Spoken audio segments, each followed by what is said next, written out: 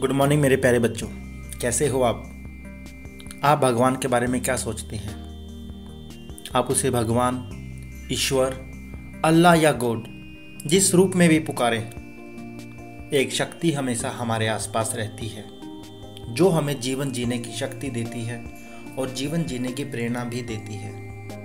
आज हमारी छोटी सी कहानी का विषय भी यही है, क्या ईश्वर सच में होते हैं? कैसे एक 5 साल का बच्चा 1 रुपया हाथ में लेकर ईश्वर को ढूंढने निकलता है। चलिए कहानी शुरू करते हैं। एक 5 साल का बच्चा 1 रुपये का सिक्का मुट्ठी में लेकर एक दुकान पर जाता है और दुकानदार से जाकर बोलता है कि क्या आपकी दुकान पर ईश्वर मिलेंगे?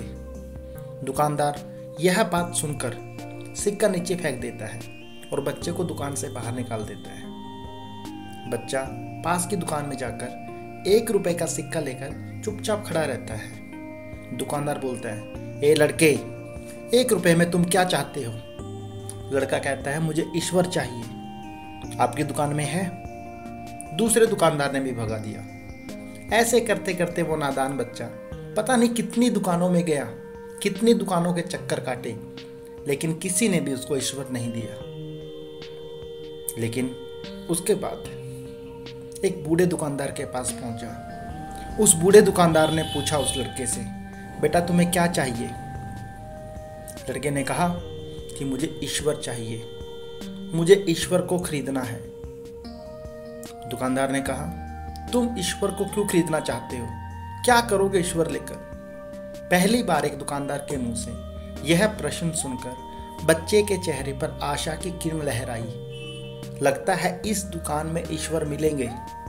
बच्चे ने बड़े उत्साह से उत्तर दिया, इस दुनिया में माँ के अलावा मेरा और कोई नहीं है।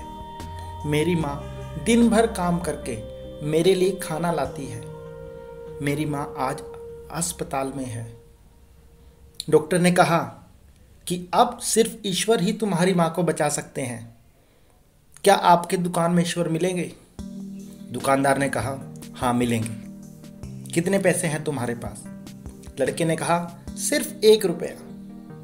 दुकानदार ने कहा, कोई दिक्कत नहीं है, 1 रुपये में ईश्वर मिल सकते हैं। दुकानदार ने बच्चे के हाथ से 1 रुपया लेकर 1 गिलास पानी दे दिया और कहा, यह पानी पिलाते ही तुम्हारी माँ ठीक हो जाएगी। अगले दिन कुछ मेडिकल स्पेशलिस्ट उस दुकान में गए, उस हॉस्पिटल में गए।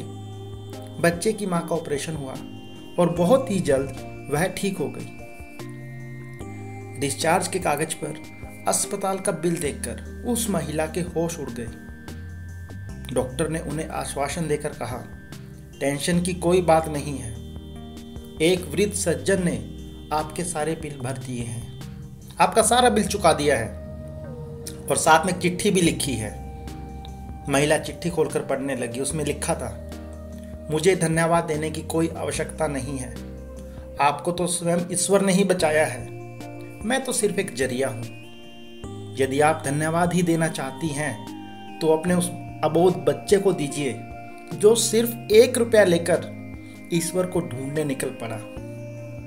उसके मन में यह दृढ़ विश्वास था कि ईश्वर मिलेंगे और उसकी मां बच जाएगी।